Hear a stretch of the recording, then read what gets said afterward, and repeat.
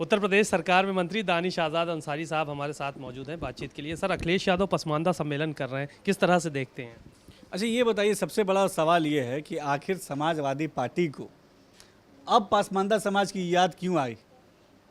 2012 से लेकर 2017 तक जब उत्तर प्रदेश में समाजवादी पार्टी का शासनकाल था, तब पूरे उस शासनकाल में आप एक स्टेटमेंट भी उठा के दिखा दीजिए समाजवादी पार्टी के किसी भी नेता का जिसमें उन्होंने पासमानदा समाज के उत्थान की कोई बात कही हो।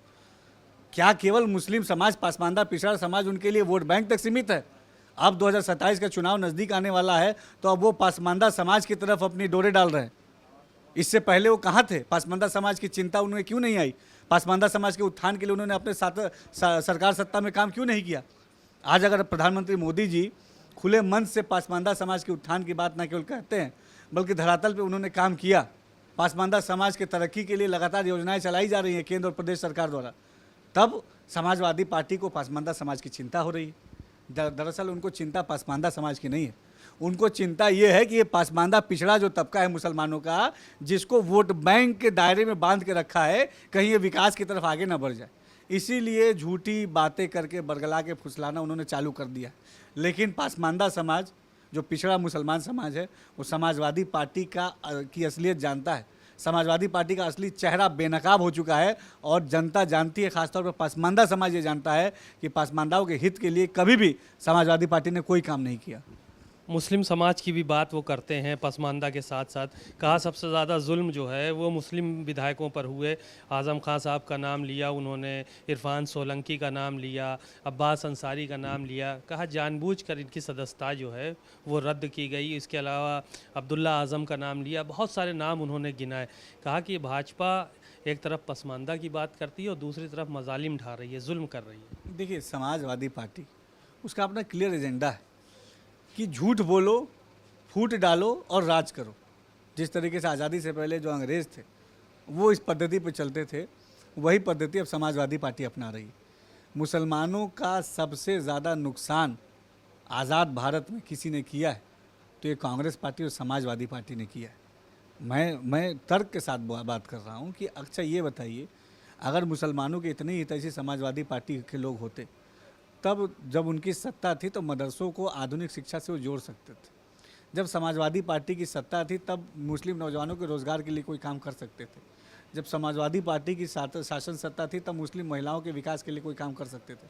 आप पूरा उदाहरण देख लीजिए, कहीं भी कोई ठोस नीतिगत काम धरातल पे समाजवादी पार्टी ने नहीं किया, ना शिक्षा के लिए, ना स्वास्थ्य के लिए, ना रोज़गार के लिए, ना उद्योग के लिए। तब काहे कि वो मुसलमानों की हितैषी है।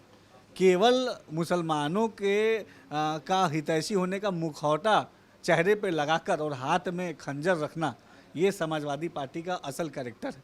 लेकिन अब इनके बहकावे में हमारा मुस्लिम समाज नहीं आने वाला। कुंभ में जो भगदड़ हुई, तमाम लोगों की जान गई।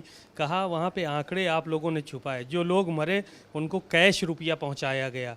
ये किस नियम के तहत कैश रुपया पहुँचाया जा रहा है? जिन लोगों ने पैसा नहीं लिया वो पैसा गया कहाँ और किसके अकाउंट से वो पैसा गया था? इस तरह के सवाल खड़े किए कि कैश रुपया क्यों पहुँचाया गया, चेक पहुँचाना चाहिए था। समाजवादी पार्टी ये केवल और केवल झूठ का एक शगुफा समाज में छोड़ती है ताकि समाज को भ्रमित कर सके।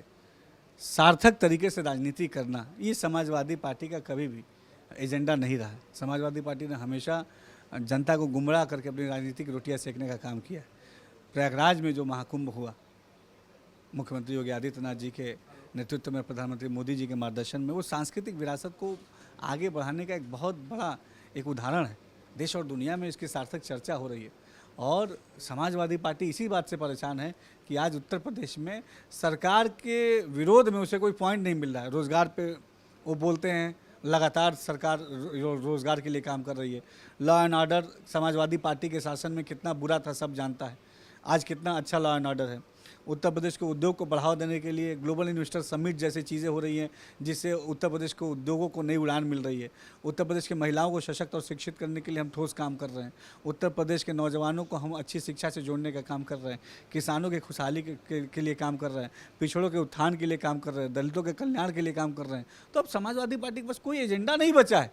तो इस तरीके की बातें करके वो जनता को गुमराह करना चाहती है, लेकिन जनता उनके बहकावे में नहीं आने वाली। आखिरी सवाल ये था, गठबंधन को लेकर उन्होंने कल एक बयान दिया कि जिसको रहना हो रहे, जिसको जाना हो जाए। 27 में जो साथ रहेगा हम उसके साथ चुनाव लड़ेंगे। नहीं देखिए, इंडी अलायंस गठबंधन तो पहले दिन ही ये साबित हो गया कि एक फेल एक्सपेरिमेंट है। एक डूबता हुआ जहाज है जिसके सारे यात्री एक एक करके उस जहाज को छोड़ रहे हैं। तो इंडिया अलायंस गठबंधन का कहीं कोई अस्तित्व तो नहीं है। समाजवादी पार्टी या कांग्रेस पार्टी, इन तमाम दलों को पहले तो अपनी गठबंधन की स्थिति को स्पष्ट करना चाहिए समाज के सामने कि आखिर उस गठबंधन की स्थिति क्या है। केवल अपने निजी राजनीतिक स्वार्थ के लिए गठबंधन करना कहीं से भी सही नहीं है। और जनता के सामने समाजवादी पार्टी का, इंडिया अलायंस गठबंधन का असली चेहरा बेनकाब हो चुका है। शुक्रिया बहुत बहुत। दानिश आज़ाद जी को सुना आपने। कैमरामैन श्रवण कुमार वर्मा के साथ सीमा अब नकवी, भारत समाचार, लखनऊ।